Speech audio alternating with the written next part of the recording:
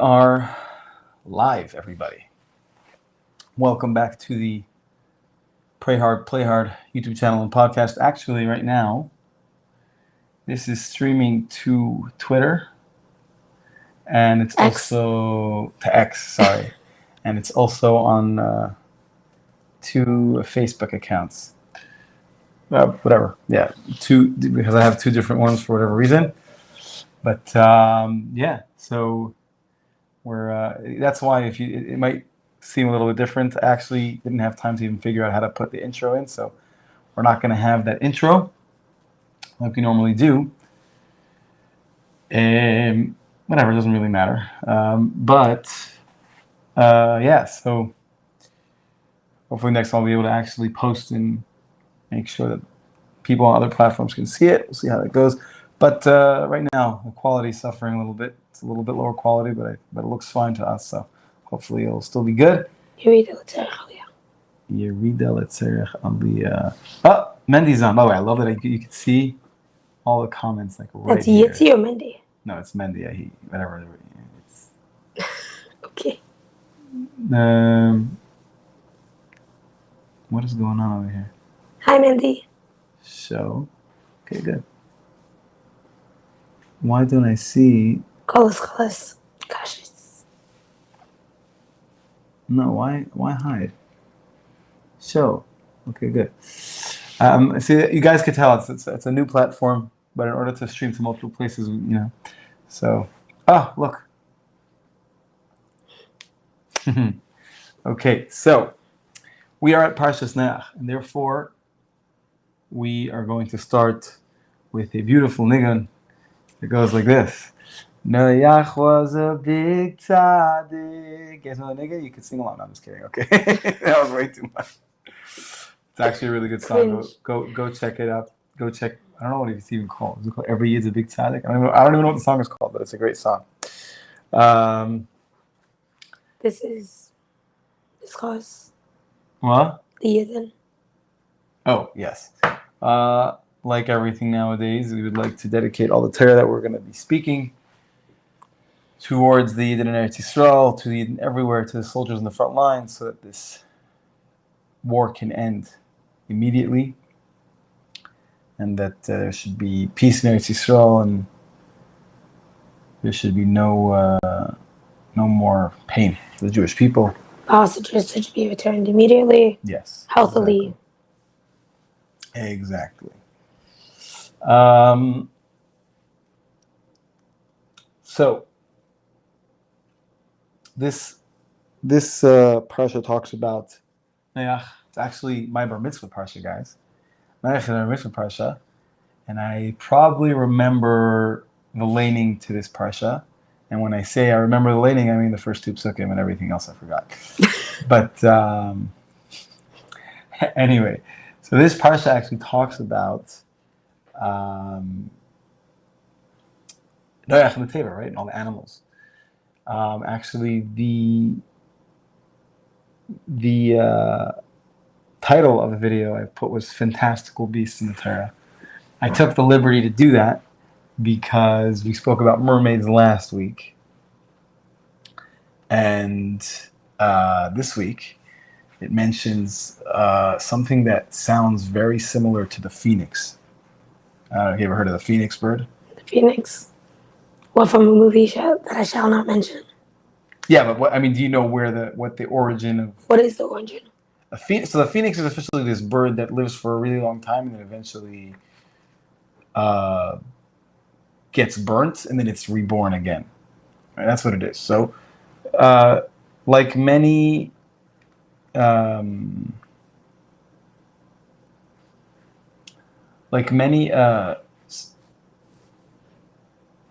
like fairy tales or like fantastical beings out there, this also comes from the Torah. We have Tachash. People say that the Tachash is kind of like where they got the idea for the unicorn. Who knows? It was a colorful animal that had one horn. Last week we spoke about mermaids, and there's at some point. Guys, by the way, I forgot to mention we're not at the barbershop again because I couldn't make it again, or We miss you, Ilya. Yes, we do miss you, Ilya. But I spoke to Ilya earlier today, and everything's fine. Just we got to do it at home, but different platform. I think it's kind of cool to switch it up sometimes. So welcome to Parsha at our home, and Parsha at home, yeah. And no, but anyway, so let's just get into it, and we'll talk about that. I just wanted to address the thumbnail. So the Phoenix takes after. I mean, it's the based Phoenix. on Well, again, book? you could draw whatever conclusion you want, but it seems something very similar. Yeah, and we'll see exactly how that's possible. You're gonna say the name of the bird. So the I'll say the name of the bird. In Hebrew. So it says that Noach, right? The first pasuk is Eila Tolis Noach. Noach ish tzadik tamim hay b'dereisav. Esa lekim is halach Noach, right? And it says that Noach actually learned about, he would go to mikvah. And talk about who's the first person who ever went to mikvah. Maybe Adam did, I don't know, but Noach went to mikvah. It says that Noach went to mikvah even on a thought that was, I guess, a thought that would, even if he didn't do the action, but he had a thought, he would go to mikvah for that. And it's mentioned that he actually got this. There's a special sefer called Yisrael Hamalach, and again, I really don't know much about this stuff because it's very, stuff that flies over my head. But he learned from there apparently to the idea of going to mikvah and purification. And it's very interesting if you look at the words, the last words of tzaddik tamim haya b'dereisav. So the last word of tzaddik is kuf. Last letter in tzaddik is kuf. The last letter of tamim is mem. The last letter of haya is hey, and the last letter of b'dereisav is vav. If you mix those up, right, kuf, mem, hey, and vav, mix it up. Mem, kuf, vav, and hey, that's mikvah. There's actually a hint to that in the Torah, which is very, very interesting. Wow. Yeah. And it actually says that this is the sefer. They didn't have a sefer Torah yet or anything, but all the ways to act. We also know that it says the Aves they had the Torah even before the Torah was given, but this sefer Yisrael Malach says it's actually given to Noach, gave it to Shem, and Shem gave it to Abraham Avinu. So wait, Yisrael Malach was a person, a tzaddik? Yisrael Malach, he was a malach. I don't know. Again, I don't know much about it. There's a sefer of Yisrael Malach. I knew of it since I was a kid. I think most people have heard of it, but it's not something you're meant to learn. It's not really one of those. It's Kabbalah. I mean, like Kabbalah, higher up. Yeah. In general, people don't really learn it. Now, something I found really interesting here is it says in Seder Haderesh that Cham. Some people there's a person whose name is Zoroastro. I don't even know how to say his name. There's a bunch of different pronunciations for his name, and a lot of people believe in him for different things. I think there's even like a religion named after him. But some people say that he was Cham. Some people say he was Nimrod. There's a few different, but basically he was the first person to. He was involved with sorcery and magic, and we know that Cham also was he was involved in not good stuff, and he was involved. He also was, I think, the first one to practice sorcery. And it says that he was obviously, he had to be very smart to be able to do this. It says when he was born, right away he laughed. Creepy. Well, first of all, yeah, but also he also showed that he was already Intelligent? He shows an intelligence. Anyway, yeah, it's not, a lot of this stuff is not stuff I really even know much about, but it's just very interesting to see a lot of things that really, they're not that important to us as Jewish people because we're not into sorcery. We're not into the things that Cham was into. We're not, even a lot of the things that, a lot of, philosophy or science is out there. It's not our focus. What is going on? I don't know who's calling me. Yeah. Sorry, we're gonna have to get back to you later. Want to detach it? Could you disconnect your phone from the computer? Bluetooth? Maybe no. Maybe just. Don't worry about it. If it happens again, I'll just have to turn my phone onto airplane mode. Oh, that's a great idea. Yeah, normally. Should we do that? No, don't worry about it right now. Yeah, but I just brought it down because it's interesting to see, the where these sources come from, a lot of, or where there's a you could see a connection between things that are out there in the world and their source in Torah. What did you want to say? I was just gonna say that it's probably it's an important part of Yiddishkeit, but it's not what we focus on, so it's not. It's history, right? It's not everything in Torah is a lesson for us. It's not something that's very applicable to our lives or very relevant to our lives, which is why the Torah, doesn't delve into that. But yeah, it's just interesting stuff that we try to bring over here. Now, something also interesting here. It says that actually there's another person who tried to make a teva, tried to build a teva. And there's actually a hint to that to the pasuk because it says Vayishar ach Noach, that only Noach survived. So that is also a hint to the idea that there was another person, somebody else tried to make a teva, but it was only Noach who survived, and the other builder, or who knows builders, I don't even know, of the teva didn't survive. But obviously, the reason why it survived, why it was able to stay afloat all the time was a miracle. It was because Hashem made it. And actually, it says that Noach it was very complicated for him to make the teva, and Hashem basically completed it for him. So even though it says it took him a long time to make it and all that, and the building took a lot of time for Noach, over 100 years, I think. But and that was in order so people should have a chance to do tshuva. They'll ask him why he's making the boat. But at the end of the day, it's mentioned that Hashem had to help him with it, and that's why it was the teva Hashem built that survived. Anything else, obviously, I mean, I don't think it would make sense that it doesn't make sense that naturally any vessel would survive something like that. It was obviously a miracle within and of its, in and of itself. But how old was Noach?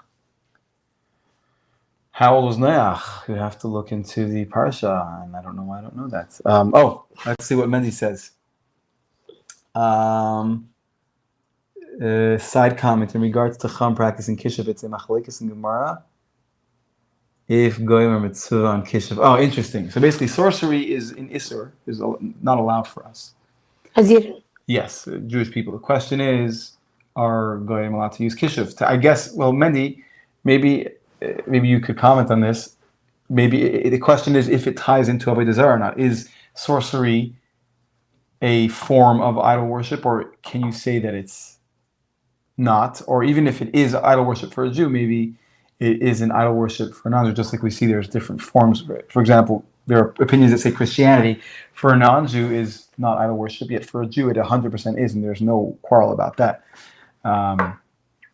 Anyway, we'll get back to the comments, see what Mendy has to say about that, if he so chooses to indulge us. Now, something interesting also is that we see that the boat is called a teva, right? And really, it wasn't a regular boat. It was a cube. It was a box that was in the water. Was it really? It was shaped like a box. Well, the measurements are there. It was, I don't know exactly where it was rounded, where it was square, but it was basically a certain height. It was long. 3 levels. Huh? Was it 3 levels? 3 levels, and in the top it kind of had slopes so that the water should come down. But so let's go back to what Mendy says. Regardless of a desire, some people say there are more than just Sheva Mitzvahs. Very interesting. Okay. So my brother, Mendy, whose knowledge seems to know no bounds, said that there are some people who say that there's more than just 7 mitzvahs for the Goyim. And therefore, some people say that sorcery is not allowed for them. Very interesting. If there are any Gentiles watching, some information for you guys. And Mehdi says he thinks Noach was 600 years old when the model happened. Okay. Thank you. Also, the reason I asked that question was because you said that there was about 100 years for people to do tshuva. It was over 100 years, yeah. So I think in relation to the amount of years, the lifespan at that time. people's lifespan was much longer. Right. Yes, for sure. If you look at where people's lives, their lifespan. If you look in the Torah, they count the amount of years people lived. Everyone was living hundreds and hundreds of years. Yeah. Okay. So I brought down the word teva because now in Hebrew we know that you could say a boat is called either sfina or oniyah, and the first times those words appear anywhere in Tanakh is actually in Yonah. Both of those words are in the book of Yonah, where it actually mentions a boat is very relevant to that story because he went and traveled on a boat.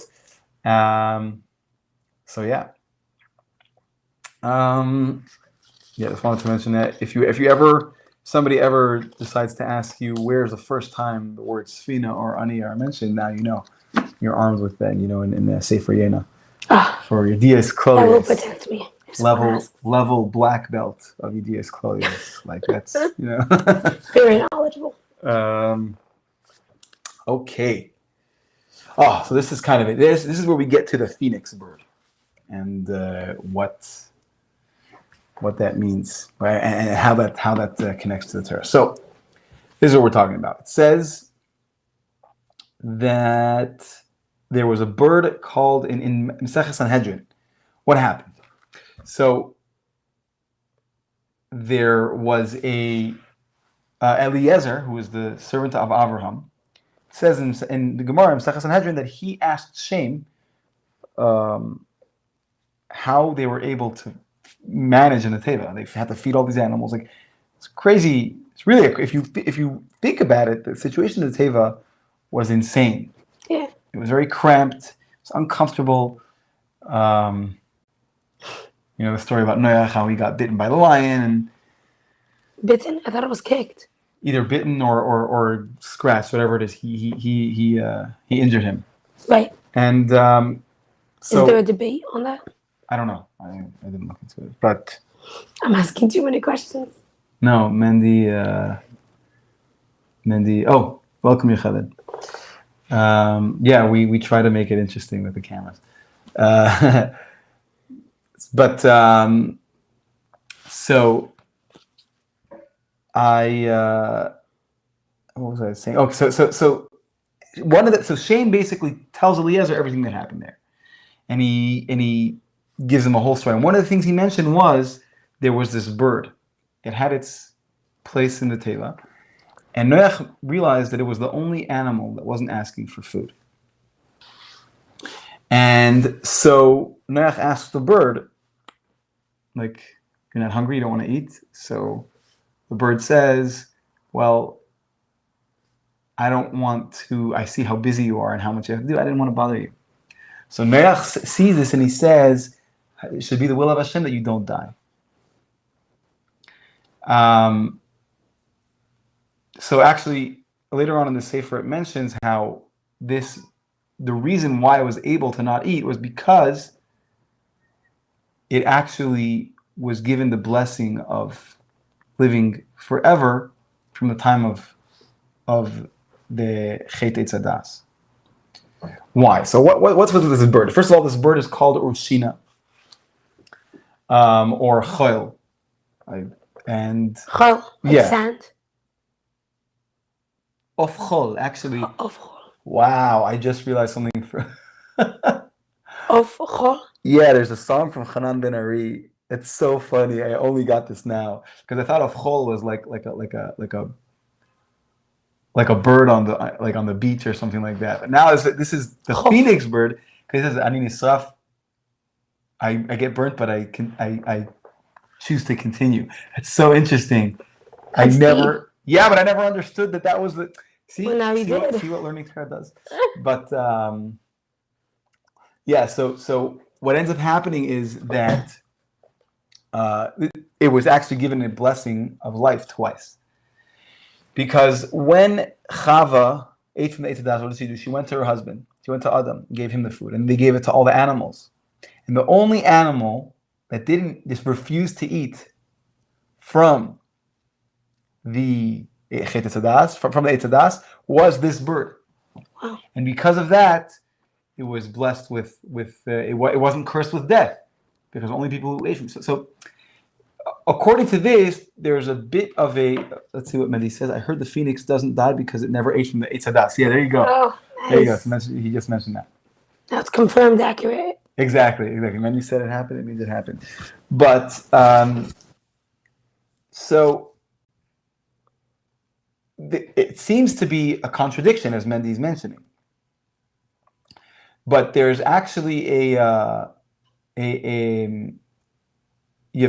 Torah. So he explains that that after Noach's blessing, you couldn't even be killed by unnatural means. So let's say if you were to shoot an arrow at it, it wouldn't die anyway. It's an immortal bird. So you could say, according to this, that basically when he was blessed not to die because of not eating the Eitz Hadas, that was just that he wouldn't have natural death, but he could still be killed.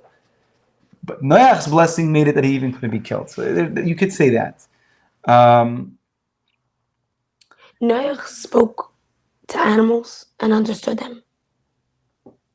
Yes. Well, yeah, that's very interesting. He obviously knew the Chachma. Either Hashem made it that he could speak to them.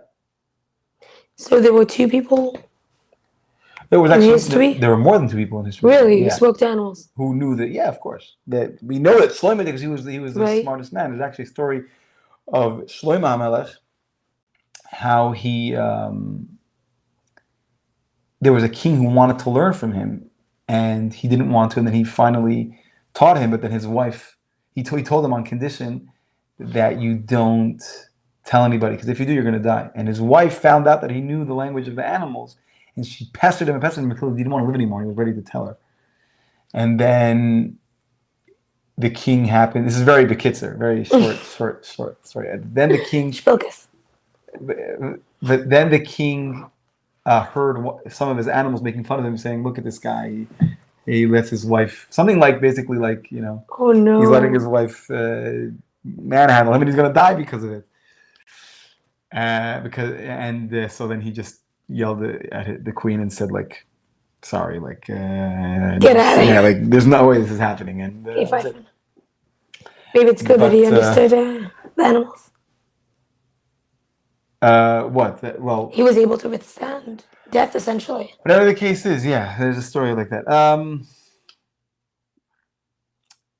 Yes, and it goes on to explain that this bird,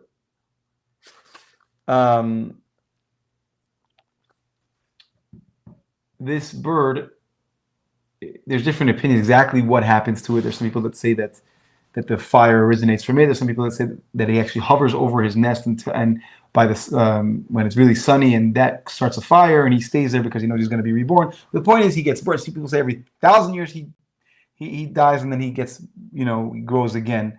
There's one source that says that basically the ashes fall into the ground, and then it turns into a worm, and eventually after, I think, 30 days, it turns into a bird again. The point is... Sounds like a caterpillar. Well, right, yeah, but it's not that. Yeah.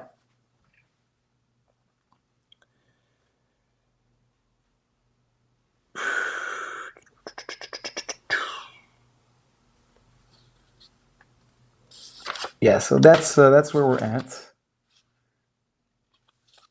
And let's see what else we got here.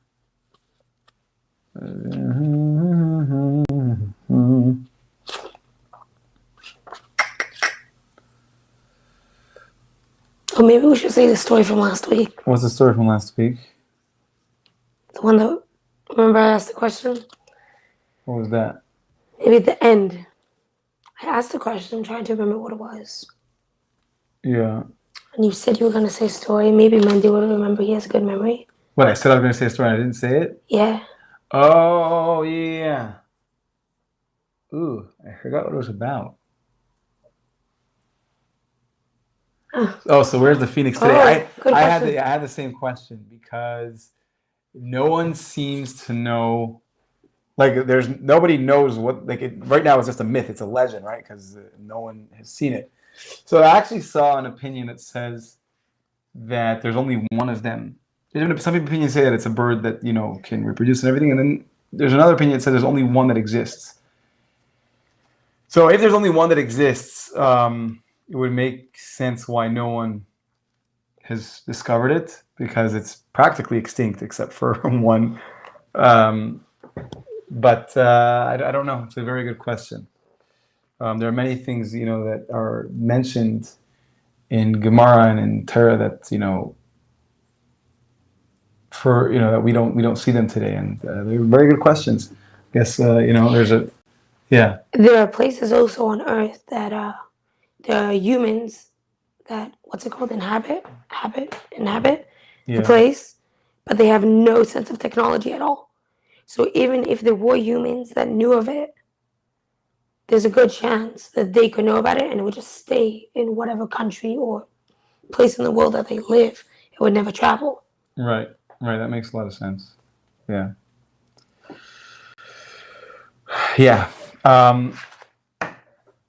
Who knows? Right? That's one of the. I mean, someone probably knows. We want Mashiach to come for many reasons. One of the amazing things is that we learn so many things. We learn so many things in Torah that we don't have the full answer or the full picture to. And I heard something really beautiful, that it's kind of like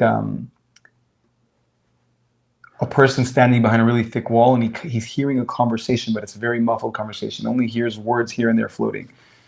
So, and he remembers these words, and he's trying to make sense of them, and they kind of make sense, and they don't. And then at some point, he's able to go across the wall, and he gets an explanation of the context of, and all of a sudden he's like, oh, so that's what you meant when you said this. Oh, that's what this word. That's why you said this word, and everything. All the puzzles come together. So same thing. When Mashiach comes, there's going to be a lot of things that we learned that all of us, we're going to get the explanation, and everything's going to fall into place. And it sounds kind of exciting, actually. Amen. So Mendy writes, first of all, I find it so cool that I can see the comments and where they're coming from. Yeah. They're coming from like Facebook and YouTube. That's what we're trying. We're trying this new software because then, number one, we can interact with everybody live, regardless of the platform, and more people can see it. So I like that interaction. It makes it more exciting. Yeah, it's really great. Now, so Mendy says there should be at least one male and one female phoenix. It's a good point. Is that a question or a statement? No, it's a question, saying in the Teva they were male and female. But then it wouldn't make sense that they can't reproduce. First of all, there's an opinion that says they could reproduce, but also, even if not, maybe one of them was extinct. Maybe only the male didn't eat. I don't know. But I don't know. I'm just. We gotta dig it deeper. Yeah, I don't work here. I just give you. I get the goods, and I don't work in the store. Silly. But anyway, so something interesting about Be'etzem HaYom. So first of all, it says what it says, that Be'etzem HaYom, in the middle of this day, Noach went into the Teva. So Be'etzem. Yeah, it means Be'etzem could also be in the middle, like in it, Etzem, atzmot. Or essence, whatever. There's a lot of but it could also mean, we're going to say, it also means strength, like itzuma ishalyem. But so there's a halacha that says that you're not, if you go on a boat and you're going to have to be there for, some people are on boats for weeks, maybe even months. So in order to be able to be there for Shabbos, you have to go 3 days before Shabbos. If you have to go on Wednesday, you have to board the ship on a Wednesday. Interesting. 3 days before. And the reason is because a person, for the beginning, when he's on a ship, he's not he can't rest properly. And Shabbos is not supposed to be experienced when a person is all over the place and a person can't be at rest. When a person is on a ship, it takes him 3 days to kind of settle down. But we see a hint to this because it says meaning when the sun, and what makes day the day? The sun. So on Wednesday, because the sun and the moon were created on the Yom Revi'i, so therefore the sun shines the strongest on Wednesdays. I don't know if that means spiritually or if it means physically also, but it means that that's its day, right? It's its weekly anniversary. So if that's the case, then that means that Itzuma Etzem Hayom Hazeh means Wednesday. So we see that Noach, before going on the Teva, when he went on the Teva, was on Wednesday, so that by the time Shabbos came, already 3 days would have passed. So it's also an interesting kind of smach, a little hint. Even though the world didn't have the idea of Shabbos yet as a commandment, but obviously, right, there was already a day of rest from the beginning of creation. That's why we keep Shabbos.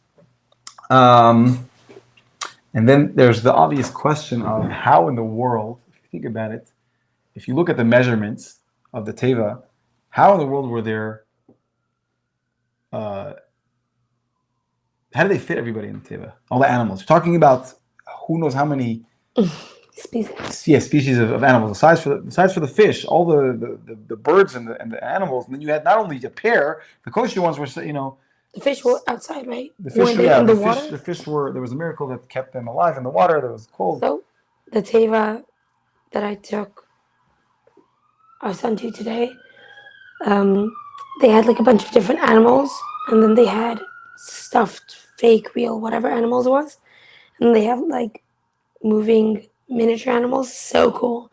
Then they have there's like a traveling teva that they do. Really, really cool. They brought it to our community. Yeah. And they closed off the street. It was incredible. Yeah, it's very cool. And then, so they had 4 different types of live animals, and then underneath, 5, the goats and the sheep were together. And then afterwards, when you get to the end of that line, because this is like a mitzvah tank painted in, it's like not a cabin. What's the thing called? A trailer. A trailer painted to be a teva, yeah. A teva. And then at the end, there was like a huge square in the bottom that they made an aquarium underneath with like not Pyrex, what's it called? The clear. I'm like totally blinking. It's almost 10 o'clock. Plexiglass? Yeah, like plexiglass. And then you like look down and it's an aquarium to show how the fish were underneath the table. Oh, that's very cool. Yeah, it's really cool. That's education done right. I like that.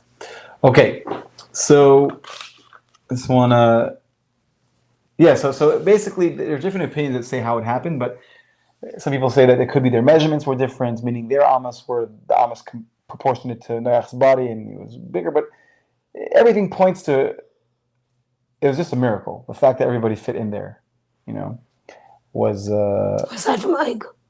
Well, Eig officially held on to the teva. That's a whole other story. Right? What was his chos? What did he do? Oh, here, this is what it's called. Epoxy. I don't even know how you say it. Oh, yeah, that's how you make it. Like nowadays, that's what it's referred to, yeah. I don't know if this was made, though. It was just like a layer. It was probably like a slab of plexiglass. Yeah. Yeah. Anyway, but what were we saying? Yeah, thanks. What were we talking about? Oh, no, they're saying that, it was a miracle that they fit in there. I also saw briefly this, it says that basically Adam, there was special clothing that was given to Adam Rishon, and Noach had them, and they kind of protected a person from animals, and it says that Noach wore them in the Teva so that he wouldn't be attacked. The question is why... Oh, so one of the things about this garment was that it had really realistic looking animals on it, and so animals it would just draw animals towards the garment, and toward the garment or repel them. No, I think it would help a person. Like Nimrod had them. Nimrod had them later. And it basically would help a person capture animals without having to hunt them down. But wow. yeah, so the question is, how did he get attacked by the lion? So either you could say that he then wasn't wearing it for whatever reason, or you could say that because the lion is the king of the animals, therefore there was no animal on the garment that kind of had that effect on the lion. But let's see. It's like alluring. Yeah, so Mandy's actually saying, are you talking about the clothes that Esav had to hunt? Yes. So what happened was these clothes were given down, and Esav ended up stealing them from Nimrod. Actually, the day that Esav, if I'm not mistaken, the day that Esav came back from and he sold his birthright to Yaakov, that was the day that he had killed Nimrod. He did a bunch of stuff then, and that's why actually Avram Avinu passed away officially 5 years early, so he shouldn't see and he shouldn't have the Agmas Nefesh and the pain of seeing his grandson go astray, because he had done terrible things. One of the things he did was that he had killed Nimrod. Isn't Nimrod a bad person? Nimrod, it wasn't the only thing he did, but Nimrod, I think he still murdered him. I don't think he was self-defense. He was a killer, and so he killed him. But so anyway, it's just interesting, to see how how the clothing was passed down. It ended up in the hands of Nimrod, I think, if I'm not mistaken. Nimrod comes from Cham, but I'm not sure. And so it, ended up with Esav, and after that, I don't know. I don't know if the Midrash talks about it. But yeah, some interesting stuff he wanted to mention. And every Yid's a big tzaddik, as they say. What did I want to say? I don't know. Is there anything else? I mean, the Parsha is really full of incredible stuff, but there's only so much time in the week. But what was it that Og did that he was able to hold on? I don't know if it's what Og did or what he would do. I think that Og was going to he ended up saving Sarah's life? No, he ended up saving Og's life. Og saved No, Og. sorry, Light's life. Light was Avram's nephew. Right. I think that's one of the reasons why he was spared, because he was meant to eventually save Light. And it's very interesting because, again, my memory is very foggy when it comes. It's also like almost 10 p.m. But yeah. Yeah, but what I think happened was, in order so he should save Light, he was spared, and he lived all the way until the time the Yidden were about to go into Eretz Yisrael, which is how But the story with Light was that he wanted to marry Sarah because of how beautiful she was, and so he came to Avram saying, "Oh, Light is captured," because all the other giants were killed except for him. I think he was able to run away, because even the 4 kings were able to defeat the giants, and he came and he told Abraham so that Abraham should go try to save Light and die in battle so he could have Sarah. Obviously, it's not how it turned out. But yeah, and he had some schus because eventually even Moshe Rabbeinu, who obviously believed in Hashem, was scared that he wouldn't be able to beat Og because of the special schus that he had. But yeah. That's intense. Anyway, yeah, I wish I could remember the story I said I was going to say last week. Didn't you remember it a few minutes ago? No, I didn't. We have to go back and watch the video from last week. And Yeah, guys, wait like 10 minutes and we'll get back. No, just No. kidding. And then A different week maybe we'll make a notation to say it in Lech Lechaz. Okay, yes. So anyway, just want to say thank you for joining us. We're happy everyone who's joining. Tell your friends. Like this, subscribe. If I don't know what platform you're on, if you're on YouTube or you're on Facebook, you're on Twitter, whatever the good stuff is over there that you can do to help support us, do it.